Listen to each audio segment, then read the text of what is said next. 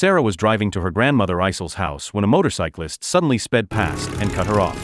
Frustrated, she honked, then continued the drive in silence. When she arrived, she called out for her grandmother, but there was no answer. Every door was locked, and no one picked up the phone. At the same time, a neighbor named Denise noticed that his grandmother, Semiha, was also missing.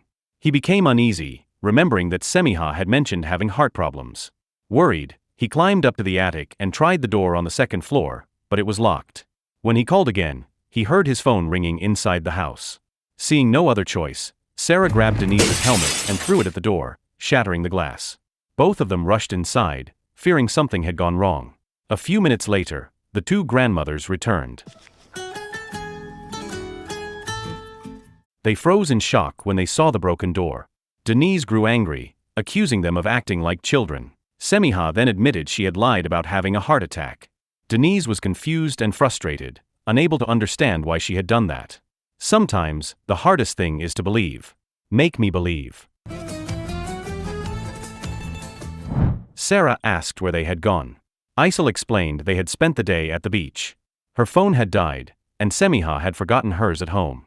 Semiha then apologized to Denise. She hadn't expected him to visit so soon, since he usually made excuses to stay out when asked to come home. Sarah also explained she had taken time off work to visit because she thought her grandmother was ill. Tension rose as Sarah and Denise began to argue. They had disliked each other since they were 15, and the old rivalry quickly surfaced. Before leaving, Denise handed Sarah his scratched helmet, reminding her of what she had broken. The gesture annoyed her, but she tried to let it go. Despite everything, she felt relieved to see her grandmother healthy, and Isel was equally happy. Later that evening, Denise asked Semiha why she had called him home.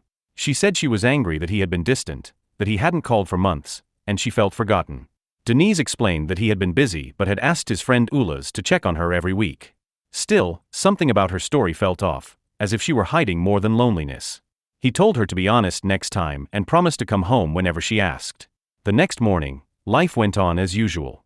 Sarah was on the phone with her friend Ahu when she heard bad news. Karam had taken over her job, and their boss now trusted him more. Frustrated, Sarah ended the call. Soon after, Isel asked her to deliver food to Semiha's house next door. Sarah hesitated, not wanting to run into Denise, but her grandmother insisted. Reluctantly, Sarah agreed. When she knocked on Semiha's door, Semiha was busy cooking and asked Denise to meet her instead. Denise refused at first, but Semiha insisted.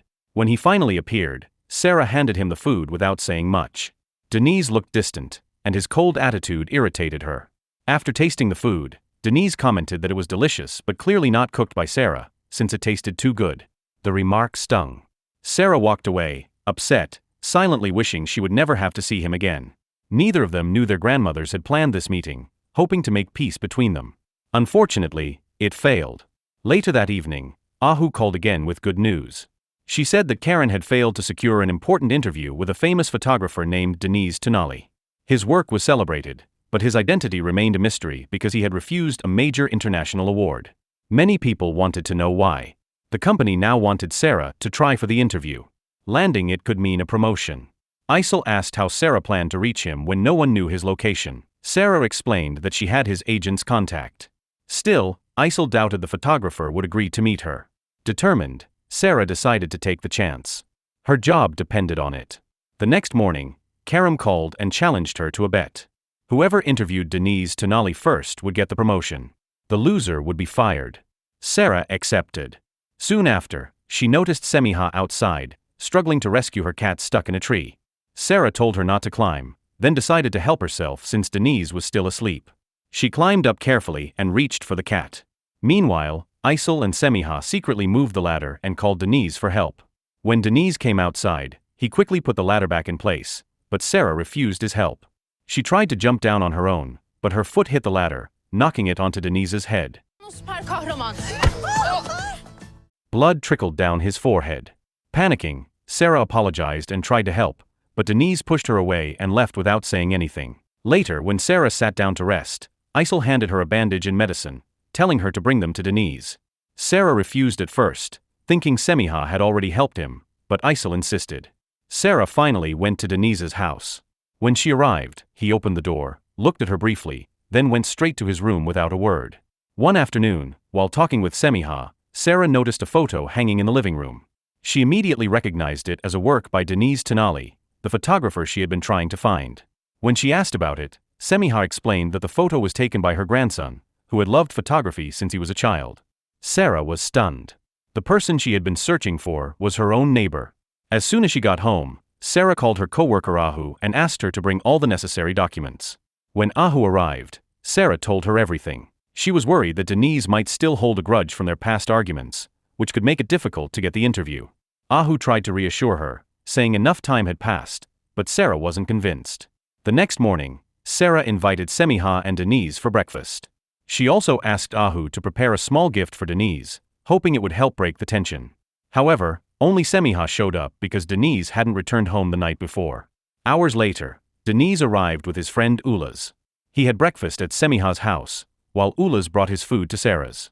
Eventually, Denise followed him over, though reluctantly. Before he left, Sarah stopped him and handed him the gift. It was meant to replace the helmet she had broken earlier. But when Denise opened the box, he found a woman's helmet instead of the one he used to own. Sarah froze, realizing there had been a mistake. Ahu quickly apologized, saying she hadn't checked the order before it was delivered. Denise wasn't angry, but he teased them both.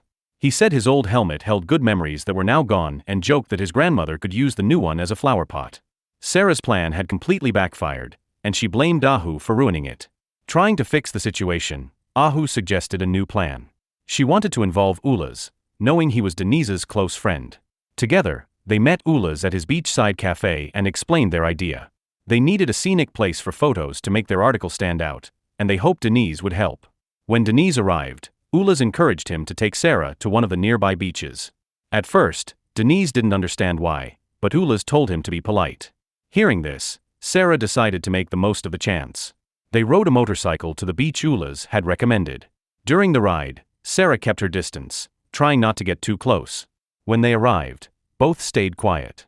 After a few minutes, Sarah suggested walking toward the rocks by the sea.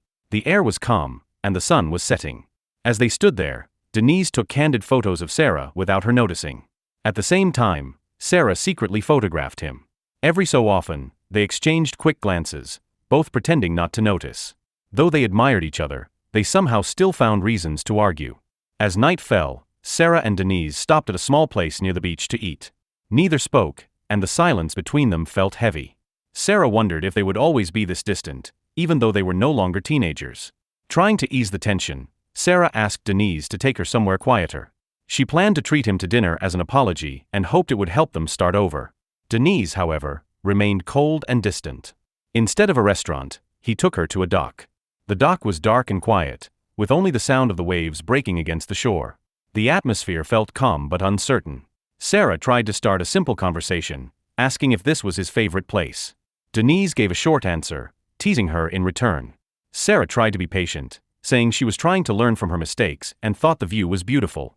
Denise replied that she should travel more and see other places because there were many more beautiful than this one. Sarah then asked if Denise still liked watching the stars. In response, Denise asked if she still collected stones from places she wanted to remember. Sarah was surprised he remembered such small details from their school days. For a moment, the tension eased. The air was quiet, and Sarah stepped closer. Denise smiled faintly. Then, without warning, Sarah pushed him into the sea. She laughed and jumped in after him. But the joke went wrong. Denise climbed out of the water, furious. His motorcycle key had fallen in and sunk. Sarah got angry too, accusing him of being careless. Both were soaked, tired, and stranded with no way home. With no other choice, Denise had to push his motorcycle all the way back. Along the road, he complained that Sarah always caused problems. Sarah apologized, but it only made him more upset. Every time she tried to make things better, something worse seemed to happen. After that night, Denise told Sarah not to speak to him again. He wanted nothing to do with her. Still, a few days later, he looked through the photos he had secretly taken of her. Curious about his feelings, he asked Ulaz about his relationship with Ahu. Ulaz said Ahu was kind and that they got along well, then asked what was wrong between Denise and Sarah. Denise replied that Sarah hadn't changed at all. Seeing their grandchildren still at odds, Isel and Semiha decided to intervene again. Semiha invited Denise to go shopping, while Ahu and Sarah met at a small cafe by the beach to discuss work. Coincidentally, Semiha, Denise, and Ulas were nearby at another shop. Semiha asked Denise to wait outside while Ulas walked over to the cafe. He greeted Ahu and invited her for a short walk. As they left, Denise spotted Sarah sitting alone. A few moments later, two men approached her and started bothering her. Sarah tried to ignore them, but they followed her. Seeing this, Denise ran over to help.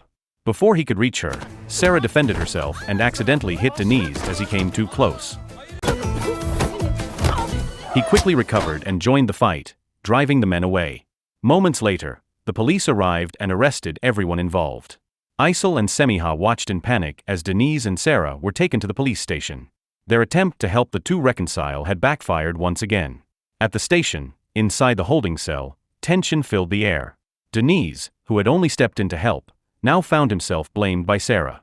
She said they wouldn't have been arrested if he had stayed out of it.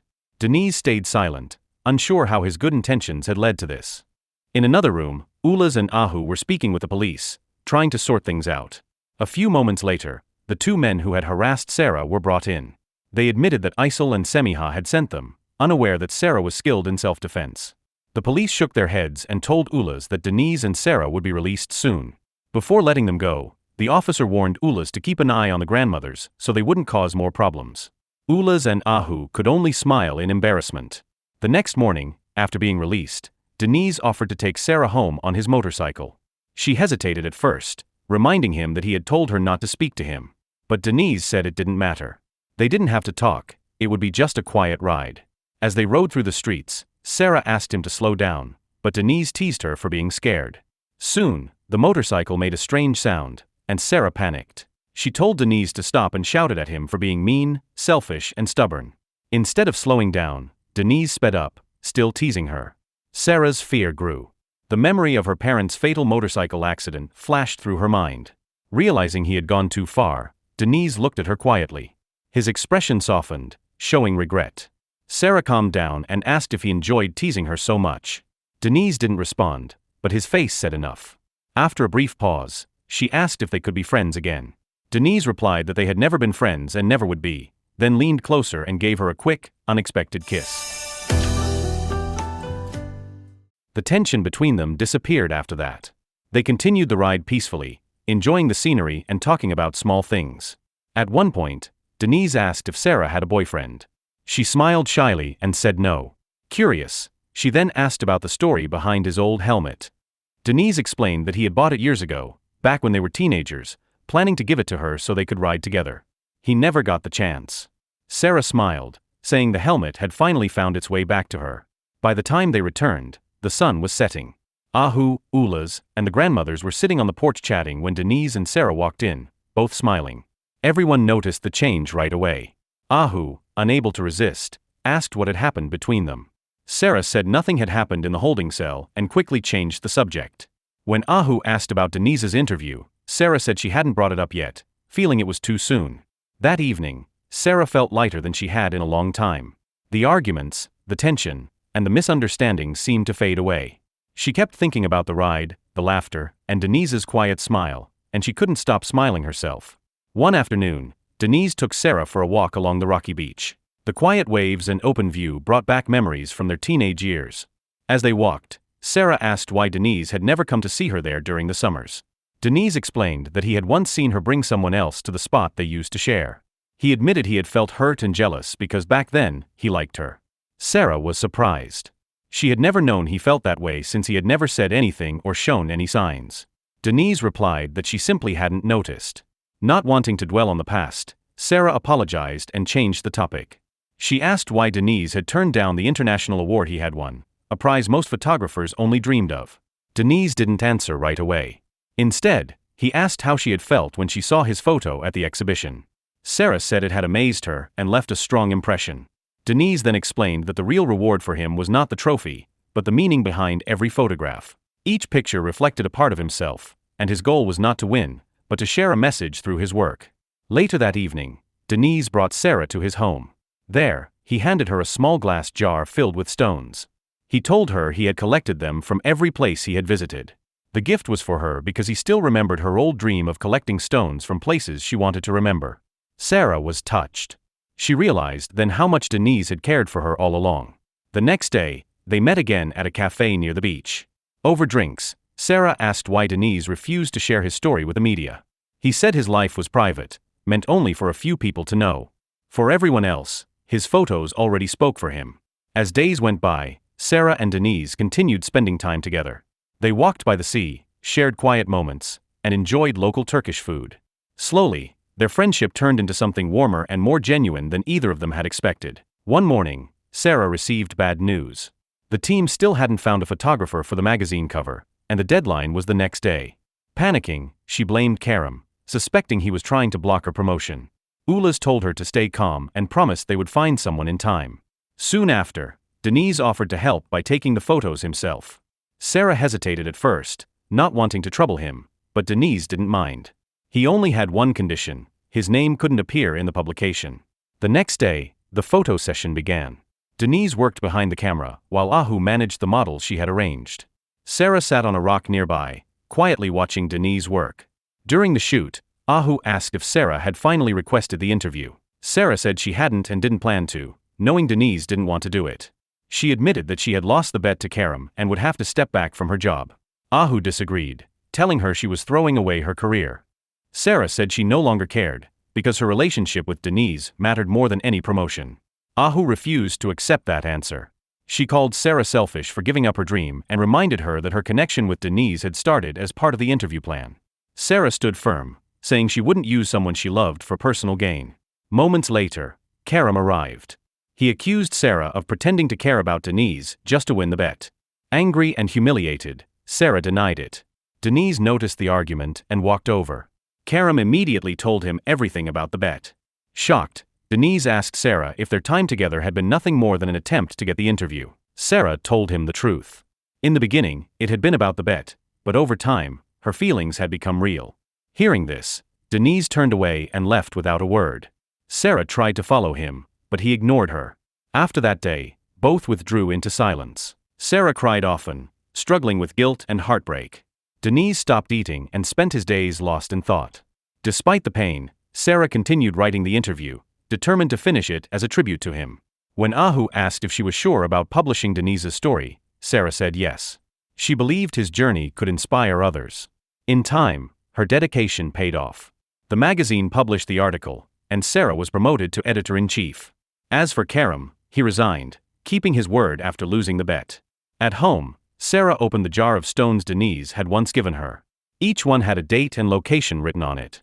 Seeing them brought back every memory they had shared. She cried, realizing how deeply he had loved her. Meanwhile, Ulas visited Denise, who had been avoiding everyone. He brought a copy of the magazine and encouraged him to read the story. Curious, Denise opened it and saw how carefully Sarah had written about him. She never mentioned his name or showed his face, but her words reflected honesty and love. As Denise read, he understood that he had been wrong about her. On the night of Sarah's celebration party, she felt too sad to go, still hurt from what had happened. Ahu insisted she attend, saying the night was for her. Reluctantly, Sarah agreed. At the party, while everyone laughed and celebrated, Sarah sat quietly, lost in thought. Then, Denise appeared. Seeing him there took her by surprise. He approached her and spoke sincerely, and Sarah finally shared her feelings too. In the end, they reconciled, realizing how much they meant to each other. The two found peace and happiness together, closing their story on a hopeful note. So the moral of the story is when grandmas play matchmaker, helmets break, people get arrested, and love somehow survives the chaos, so maybe just let the grandmas handle your love life from the start.